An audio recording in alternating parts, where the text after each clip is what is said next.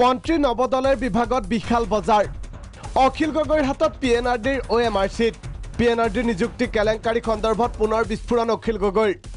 ৰাজ্যসভা পঞ্চায়ত আৰু গ্ৰাম উন্নয়ন বিভাগৰ নিযুক্তি কেলেংকাৰী সন্দৰ্ভত উন্মোচিত হৈছে ইটোৰ পাছত সিটোকৈ চাঞ্চল্যকৰ তথ্য দুৰ্নীতিৰ বিৰুদ্ধে শূন্য সহনশীলতাৰ শ্লোগান আউৰোৱা মুখ্যমন্ত্ৰীয়ে গঠন কৰি দিয়া তদন্তকাৰী কমিটিয়ে আজি পৰ্যন্ত সম্পূৰ্ণ কৰিব পৰা নাই তদন্ত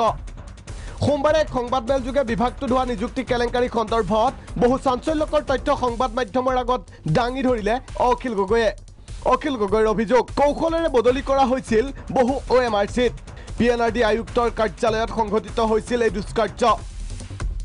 আটাইতকৈ গোপনীয় OMR চিট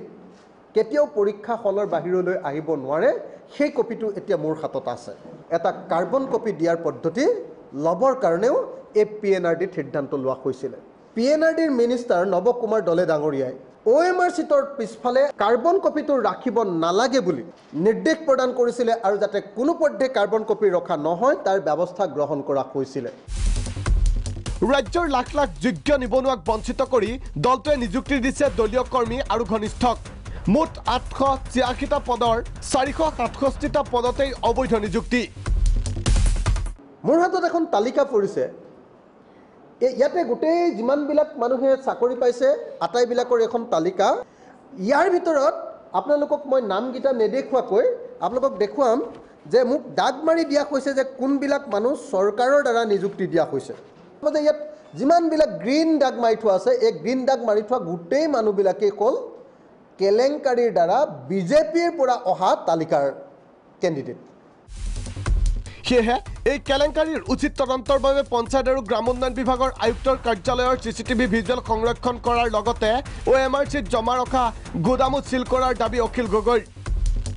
3, 4 আৰু 5 মাৰ্চ সেই দিনটোত পঞ্চায়ত আৰু গ্ৰাম উন্নয়ন বিভাগৰ যি CCTVৰ কেমেৰা আছিলে তাৰ ৰেকৰ্ড সম্পূৰ্ণৰূপে তেওঁলোকে সংৰক্ষণ কৰক যে যিমানবিলাক OMR চিট আছে তেওঁলোকে যাতে নষ্ট কৰি নাপালায়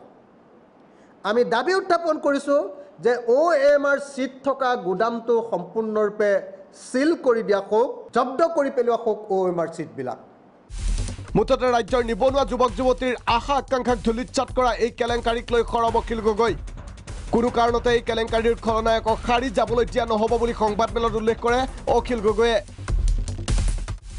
পৰৱৰ্তী সময়ত বিভাগটোত সংঘটিত হোৱা এই নিযুক্তি কেলেংকাৰী সন্দৰ্ভত আৰু বহু গুৰুত্বপূৰ্ণ তথ্য ফাদিল কৰাৰ কথাও প্ৰকাশ কৰে অখিল গগৈয়ে ভিডিঅ' জাৰ্নেলিষ্ট ৰাতুলৰ সহযোগত ইমৰান আলী প্ৰাগ নিউজ